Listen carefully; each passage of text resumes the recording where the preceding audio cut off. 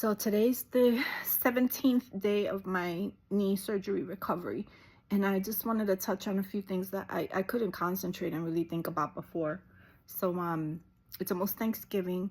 I had the surgery the 6th of this month. And the first few days were it was really painful. And they sent me home with 5 milligrams of oxy, and it wasn't enough. After they had put a nerve block in right after they took me out of surgery. I woke up instantly from the pain. It was god awful. So they put a nerve block. So when I went home and that evening I woke up, the nerve block woke up, which woke me up. The 5 milligrams weren't doing it with the Tylenol. It just was not helping. So what I did was I had called in and they increased the dosage. So what happens is they only give you a certain amount of medication and you have to call in and get a refill because, with all I'm pretty sure it's because of the opioid crisis. So I get why they do it. But I think there's little quirks in the system. For example, so I send a message directly through the chart system that they have to my surgeon because I know him or his PA will get it. So I send it to him, and I wait till about 11:30, 12 around there. I don't get a response. So I said, I don't want to be a pain in the ass, but let me call because I want to get my medication before the pharmacy closes. So I know how things can be slow with doctor's offices and the medical, back and forth. You speak to someone and then they relay the message, and then the surgeon relays the message back, and it takes time. So I called, left another message. They told me he did not even check the message I sent. So they sent a priority message. So I'm thinking I'm good to go. They sent a priority message. Come about 4 o'clock, no call. I call back.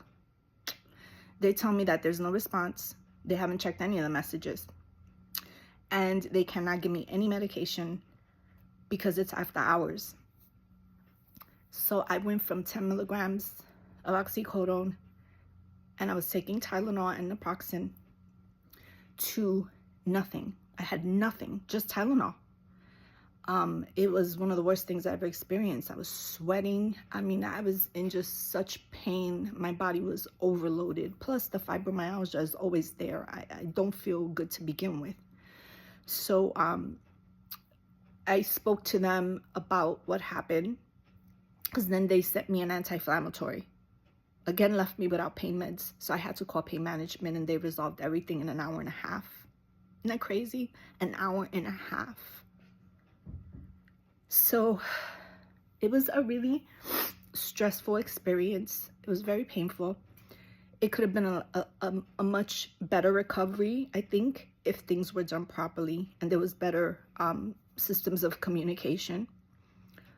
But this is a tough surgery. Mine, I have 2 tears in my meniscus, the lateral and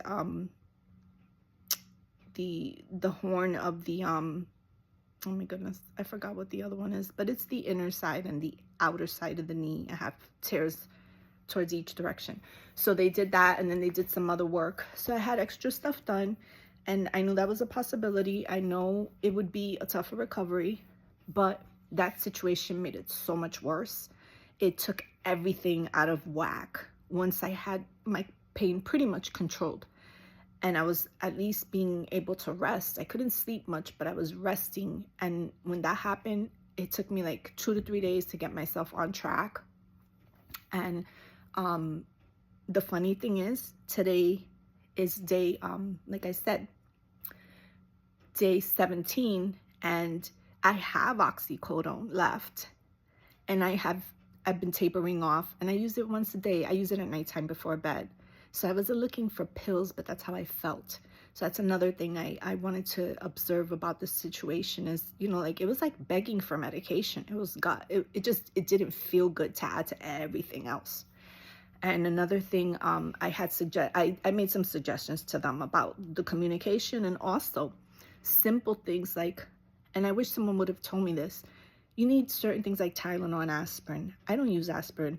I didn't use Tylenol either. So you have to have someone to get these things, or you need to have them ahead of time, because then after surgery, you're just trying to get from point A to home and get your pain meds and get that picked up by someone. And not all of us have a large support system. I cannot even imagine what seniors go through with these types of surgeries with their hips, and if they don't have a family or friends supporting them.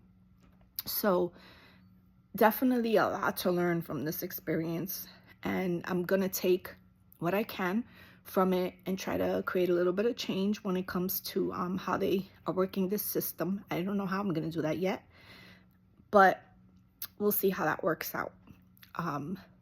So yeah, it's looking better. It's not as swollen. I can take my brace off now. So I've gradually been tapering off, and now I'm just wearing it for about an hour or two a day. And I can walk around finally, but I just still have a really bad limp. And of course, it's my knee's stiff and swollen, and there's a lot of inflammation in there. I mean, it's I know there's a lot of healing to do. They said it's about a year before the swelling really, when you overdo it just a little, it's gonna probably swell. So to be ready for that, it's a very long recovery.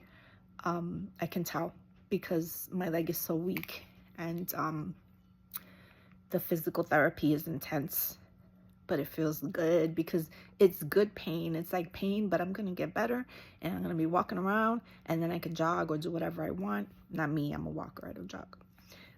Those were in my army days when I ran past. So anyway, so that was that experience.